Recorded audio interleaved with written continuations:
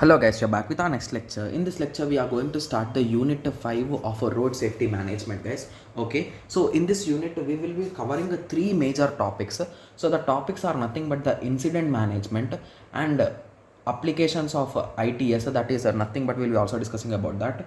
That is intelligent transport system, and we'll be discussing about the some kind of disasters when they occur, what will be the situation. So these are the major topics, guys. So in this lecture we'll be going into deep about the traffic incident management. I'll be giving you the whole information about this topic in this lecture, guys. Okay, and in the next lecture I'll be discussing the characteristics of the traffic. Okay, yes, so by this the first part will be done, guys, in the first two videos itself. Okay, yes, so let us start. So basically what is this traffic incident management? So first of all, what is incident, guys? So something bad occurring, we'll be calling it as incident, right? Yes, so traffic incident management, so here we are trying to manage it, so means we are trying to control it, right? Yes, so it is a planned and coordinated program to detect, respond and remove the traffic incident and restore the traffic capacity as safely and quickly as possible. Okay, so if some accident or some incident has been occurred, okay, so what are the next steps to do? So those are things we will be checking here, guys. That is nothing but the traffic incident management. Okay, so this is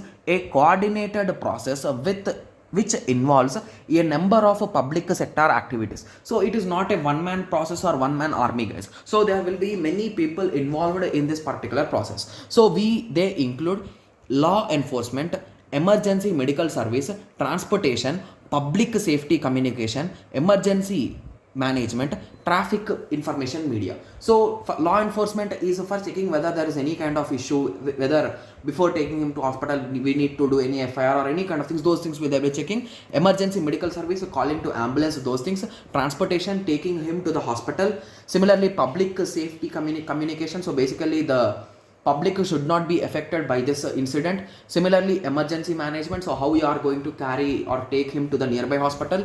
Similarly, traffic information media, so media, right? Yes. Okay, so let us now continue. So the basic incidents are something bad which happen due to carelessness or any other reason which causes many problems. Okay, so these are the types of incidents, you can say, guys. Okay, now let us go through the types and the impact of incidents. So basically types are nothing but traffic crashes. So basically crashing into the vehicle, into other vehicles, or crashing into the dividers and all those things. Okay, similarly vehicle fire, so basically in some situations your vehicle might even catch fire, right? So those situations. Similarly disabled vehicle, so some types your brakes will not work and those things will come here. Similarly traffic stops. Okay, so now let us go through some impacts. So impacts of a disaster are nothing but it will waste your time.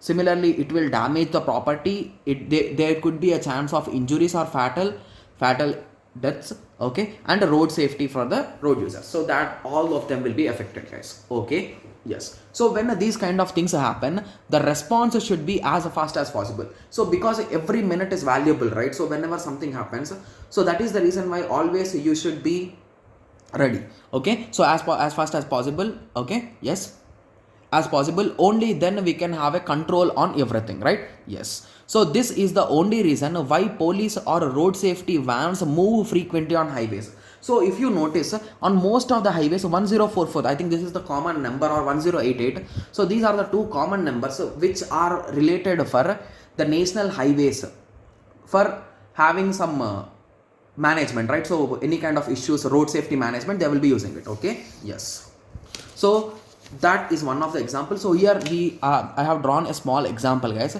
So assume that this is a lane 1 and this is lane 2. So this traffic is moving in this way and this traffic is moving in this way. Okay, so unfortunately there is some accident occurred here.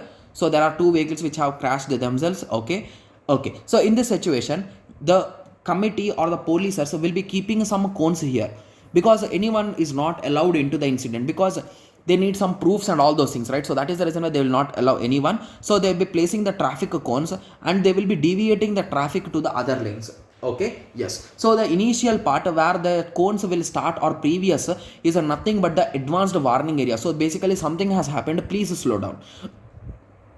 Okay, sorry for that.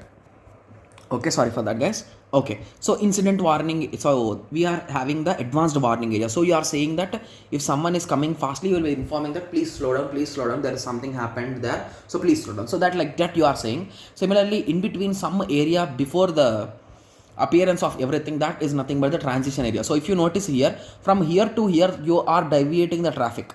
After that the traffic will go straight, right? So this deviation area is nothing but the transition area, and where the exact incidents has been occurred, so that is incident area, right? Yes. So this diagram you can draw and you can explain it, guys. Okay.